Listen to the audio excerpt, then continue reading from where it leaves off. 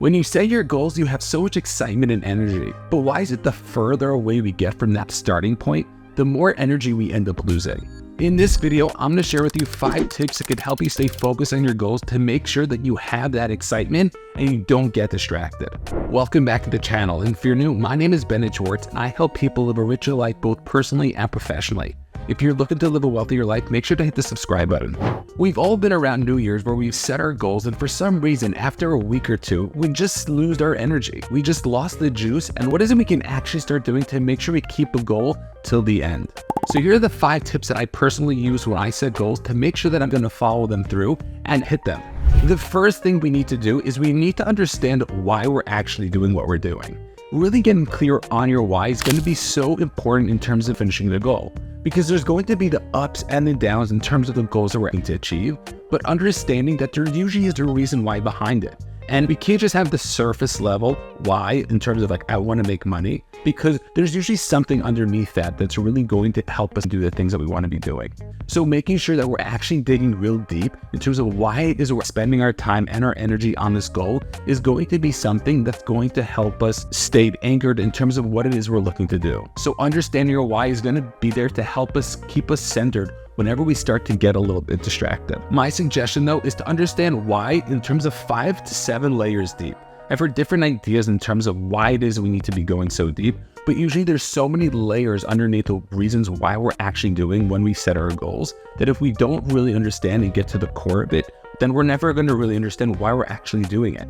And usually the deeper we get, the more emotionally attached we get to that goal. So if we could just remind ourselves when we're not feeling it, hey, it's not about X, it's really about Z, then we can dig deep and bring up the energy to understand why it is we're doing this.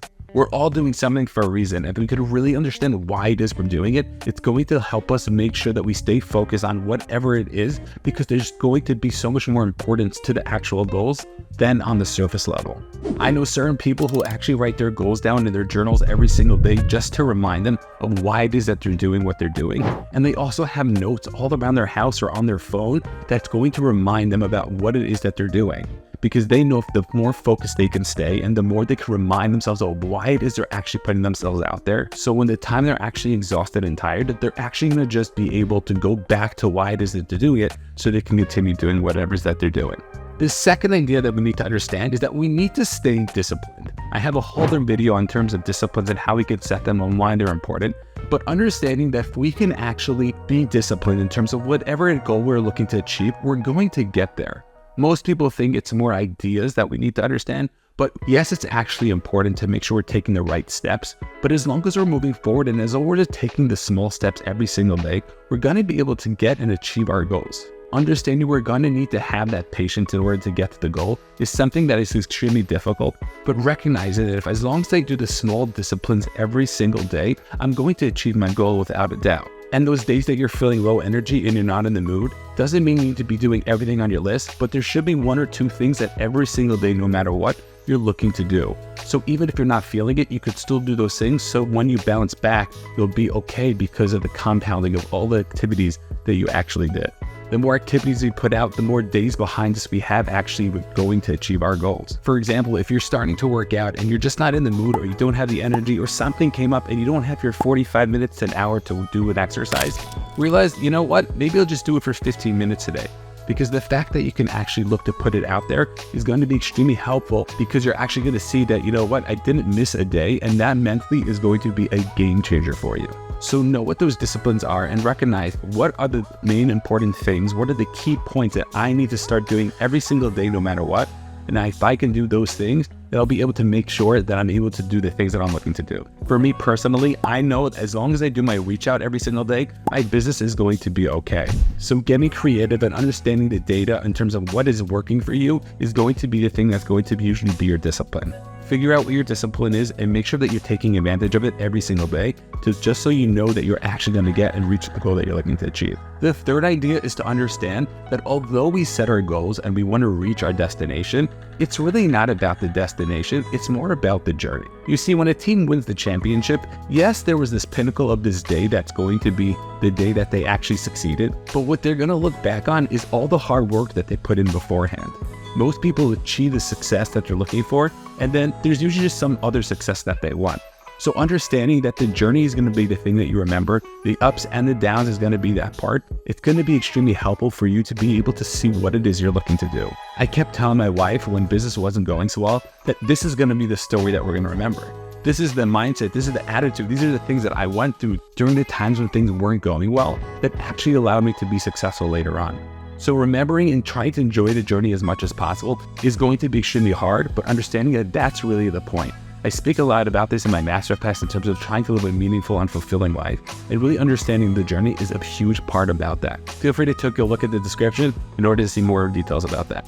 The fourth idea that we need to realize is that we need to slow down sometimes. And what I mean by that is, as much excitement and energy we have in terms of achieving our goals, we have to understand that we're human. We all have a certain amount of energy. Think about it. Just like a car has a certain amount of gas or battery that they have in terms of going on empty, we also have a gas tank in us. We all could do so much work and then we're going to get on empty. We have to realize where we are in terms of our energy levels, because if we start burning out our energy, we have to realize that if we're not conscious about the energy levels that we're up to, it's a recipe for disaster. We have to be honest with ourselves. We have to ask ourselves when it is that we need a break and to be honest with that break. A lot of things that I like to do is to actually go back and to see in my journal when it is I actually got burnt out and what got me up to that point. Because if I can do that, then I can actually understand and really foresee when it is that I might get burnt out again. And then I could actually start working on that. That's why I'm a huge proponent of journaling, and feel free to take a look at my video about journaling. I was even listening to a video one time by Gary Vee, and if anybody knows Gary Vee, he talks about the fact that you need to be putting hundreds of pieces of content out every single week. But then on the other hand, he also tells people if you're getting burnt out, take 3 months off and post nothing. And he says that they're not opposites. We have to understand where we are in the cycle and what's going to be most beneficial to us moving forward. So if you're losing so much energy, understand that it's very possible that you might be burnt out, and all we have to do is we just have to take a pause and take a break. Be honest with yourself and make sure you're actually taking a break because you need it and not just because you want to take a break, but recognize that those breaks can be the most beneficial. It's very possible also that during those breaks, you're going to have these eye-opening ideas that are actually going to change everything for you. So recognize that we can start taking those breaks when they're necessary. It's actually going to help us move forward. And sometimes realizing that the break is actually going to step back, it's actually part of the process to move forward. It's going to be a tremendous piece of the puzzle as we move forward.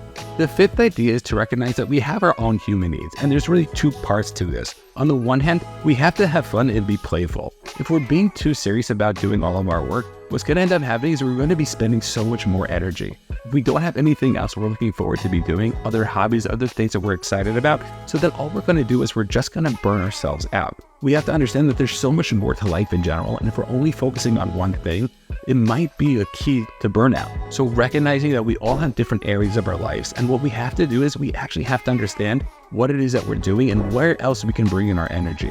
Just like I spoke about our energy levels before, that the more work we put in, the less energy we have, there's certain things in our life that can actually give us more energy. And we could start to focus on those and recognize those things are just as important. We're going to be able to move a lot faster and a lot longer. The other side of the coin is recognizing that we need to make sure we're actually focusing on what food we eat, how much we sleep, and our exercise. If we're not doing those three basic things, we're going to understand that our bodies are not going to be able to function. We need sleep, we need food, and we need to be moving around. And if we're not going to be the most productive. You look at all high performers, and they're so conscious about those three things in terms of what it is they're looking to do. Taking care of ourselves should be number one, because if we can take care of ourselves, then we're going to be able to show up the best possible way. And by doing that, we're going to be able to succeed in anything that we're looking to accomplish. So just to recap, understanding why it is that we're doing the things that we're doing and really getting crystal clear on those specific things. Setting the small disciplines is going to be key, and really understanding what are the disciplines that are going to actually move the needle forward and I'm going to be doing every single day. Remember, it doesn't have to be hours of work. It could be 20, 30, or even 60 minutes of work. And that is going to be the thing that's going to help us move forward and enjoying the journey. Let me know in the comments below which one resonated with you, and we'll see you guys on the next one.